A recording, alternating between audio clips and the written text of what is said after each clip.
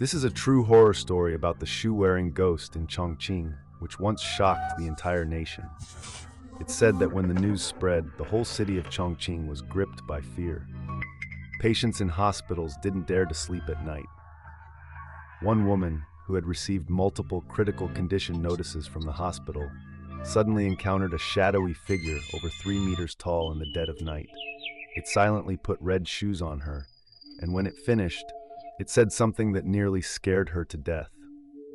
This story took place in 1990 at Chongqing's No. 8 hospital. The main character was my cousin, and this is her real experience. That year, after giving birth, my cousin became physically weak due to improper postpartum care and had to be hospitalized. Her condition was so severe that the hospital issued several critical condition notices to her husband.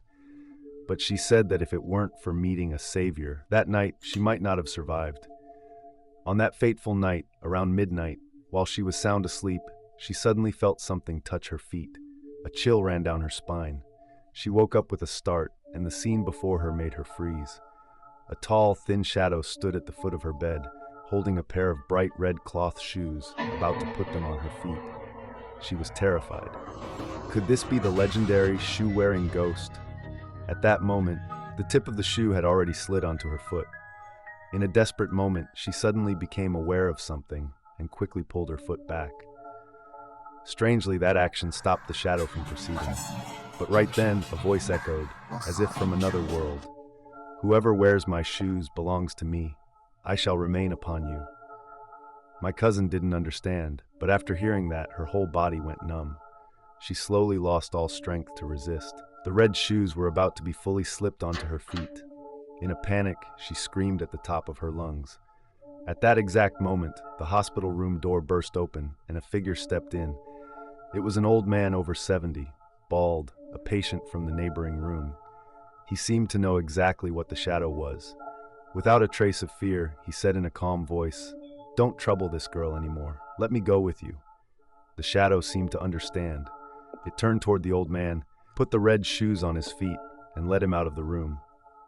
Before leaving, the old man turned back, looked at my cousin, and said, "You're still young. Don't act recklessly again. Next time, no one will be there to save you." As the two figures disappeared, my cousin suddenly felt her body lighten, drenched in cold sweat. The next morning, she told her husband what happened. He thought she was joking and dismissed it as just a dream, telling her not to take it seriously. But unexpectedly, not long after he went out to get some water, he came running back, visibly shaken, and said, "That man you talked about, he passed away at midnight." Upon hearing this, my cousin felt a chill down her spine. If what happened the night before was just a dream, how could the old man's sudden death be explained? Could it be the shadow truly came to take someone away? The couple stared at each other in stunned silence, neither daring to speak a word. Strangely enough, after that night, my cousin's condition gradually began to improve. Not long after, she made a full recovery and was discharged from the hospital.